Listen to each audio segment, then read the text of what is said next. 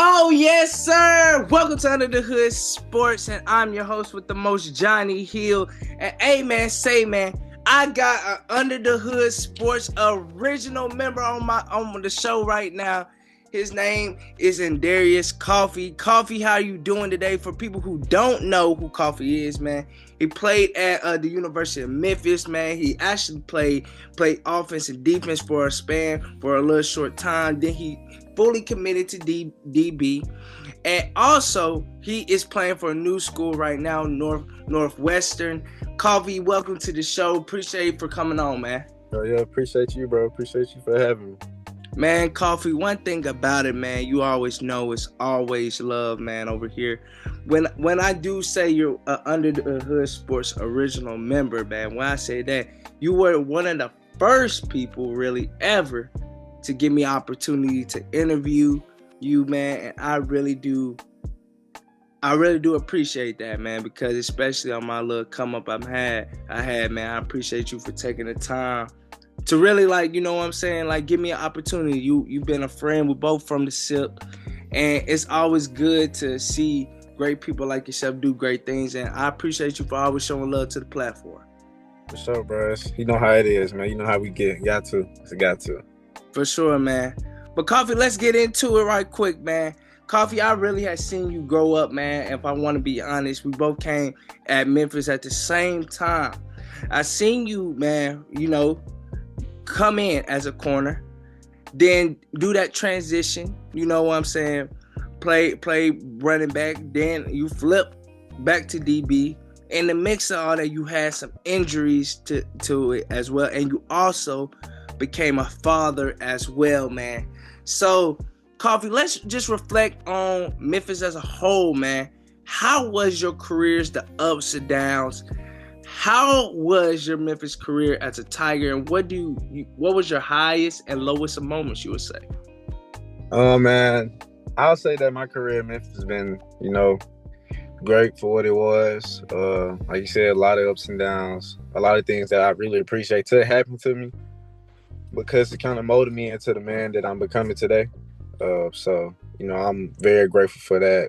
And if I was to say like the lowest I probably was in my career probably was when I tore my PCL, coming right off another injury that I had with my shoulder in high school, and then coming straight back that next year and tearing my PCL.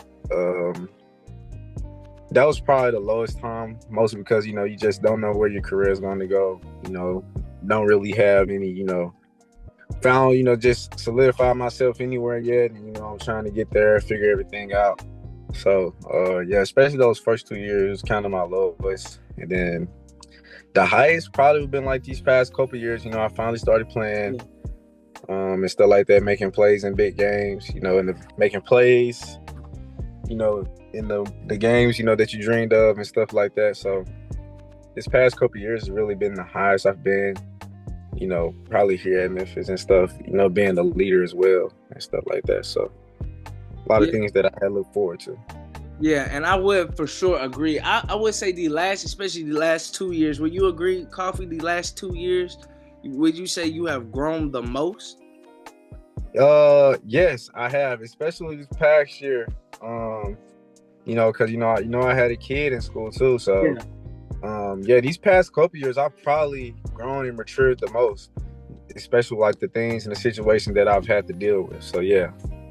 I would say for sure. And Coffey, really, I would say this also. Like, you really committed to playing DB.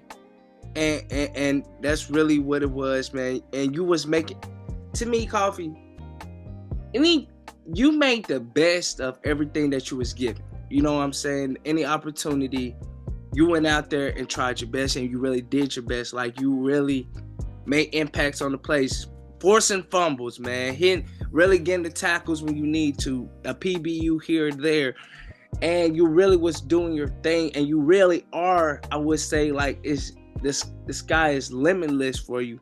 But what game did you really feel like, you know what, I can't do no wrong on this field. Like, I'm doing everything I want to do out here at Memphis? Probably the UTSA game. You know, I know a lot of people probably think I would have said the Florida State game because, you know, the play that I made. But usually the UTSA game because I wasn't starting. Coach put me in and like I just immediately like started making plays. You know, and just reflecting on that game, I looked just like I was out there. It's like, bro, like I was out there playing ball. And, you know, I feel like if I was to say that game, it would be that game. For sure. I would say the same. That game you was flying over the field. I also really did love the Florida State game because I feel like you really was like, I'm here, I'm coming, and this is who I am. And I really feel like, you know what I'm saying? Like, nah, definitely. Florida State, man, I was ready for that game, bro. Yeah. Like mentally, bro, I was like, bro, like, I know it's a lot of games we have second on the schedule, but I was like, bro, this the week, like, bro, like, you know, some schools, like smaller schools, when you go against a bigger school, you know, your eyes get big, but it's like, bro, like, nah, like, this is the stage that I will want to be on, and I'm going to show everybody, like, I'm supposed to be on this stage. Regardless, you know, not knowing, like, what plays would have been made when I went out there. It didn't surprise me when the plays were made because, you know, I worked hard for those plays. So, yeah, man, I would say, like, with that game as well, like, I was ready, bro. Like, I was very excited for that game. I was very confident in myself. You know, you can see it. And, you know, just the way we was flying around, everybody really was. And just to start the game off with that hit, man, a confidence boost for everyone. You know, it's like, it's like basically getting hit in the mouth. You know, like what they say, like, you know, everybody got a plan till they get hit in the mouth. And it's like, dang, it's like we had a whole plan. And, you know, we just really just threw all that away right there. So, yeah. Yeah, and I will also say, Coffey, plays like that sway momentum, and you know it too. Like, and momentum can swing because they come out thinking everything is sweet, then oh snap, it's not that sweet at all.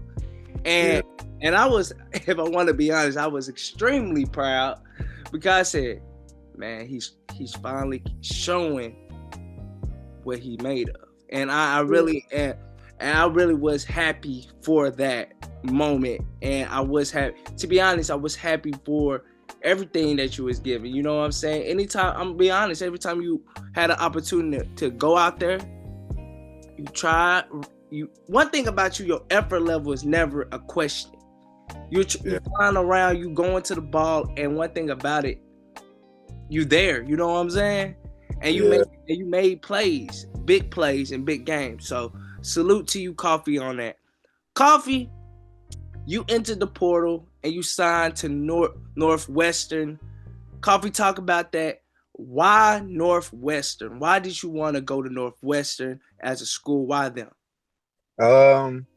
So initially, man, I had just came off a visit from Mississippi State. I was very high on Mississippi State. But man, I chose Northwestern. You know, didn't know if I was gonna go on the. I knew I was gonna go on the visit, but like how the traveling and stuff was with the visit, bro. Like it was like we had got stuck in Minnesota. We made it like at 12 o'clock at night.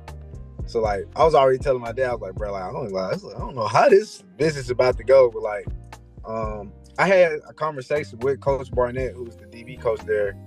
I had talked to him like before, and like I had a good conversation with him. He played in the league 8 years.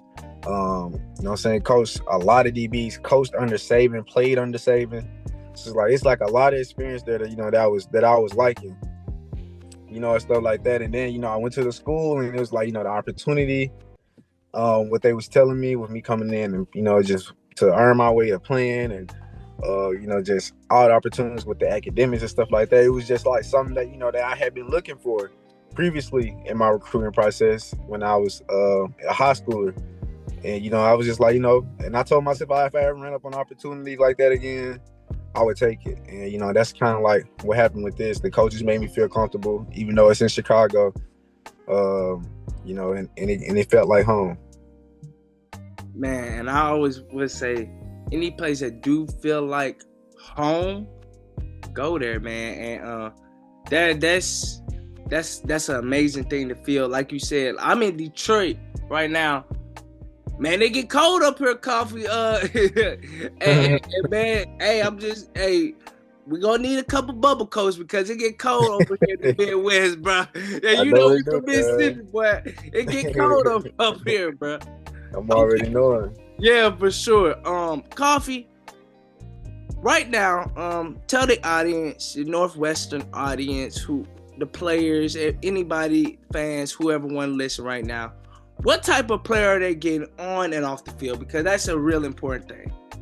I would say a player off the field. You're gonna see me.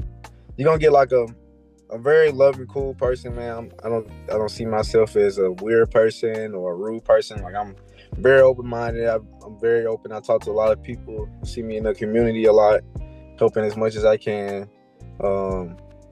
See me bonding with teammates as much as I can. See me doing my schoolwork as I'm supposed to, and stuff like that. I say you get like a real cool person outside of football and give my all to the community and to the city and to Evanston as much as I can. On the field, man, you're going to get a dog. You know what I'm saying? It's my last year. I'm hungry. I got a chip on my shoulder. I feel like I got to prove a lot of people wrong. Prove the NFL wrong. Prove the last school wrong. Prove the conference wrong. You know what I'm saying? It's a lot of people, looking at me as an underdog, and I just know I got that chip on my shoulder. You're going to get like a wild animal, a dog out there. You know what I'm saying? You're going to be able to see it. You're going to be able to tell. For sure. Coffee, we always never end this show without talking about goals. Because one thing about it, Coffee, if you don't have a goal, I feel, what is the purpose? Like, what's your reason? What's your reason for doing anything? Right quick, can you give me 3 goals? Coffee going into the season, off the field, just 3 goals. It could be a mixture. I could just do like personal school. So, personal goal would be to learn a new skill or enhance a skill that I have, like photography, or get into another skill and learn it, you know what I'm saying? Or, just trying to better myself in that area. School-wise, get my master's degree. And on the football field, man, it's to, be all Big Ten, and win the conference, go to the college football playoff, win in the college football playoff. So, yeah. For sure. I love it, Coffee, and that's what we all do, man. Everybody go tune into Coffee Journey, man, because he's really up next. This player spotlight was on An'Darius Coffey. Look out for him at Northwestern. He's on the rise, and he's a star ready to shine. All right, Coffee, we are out of here.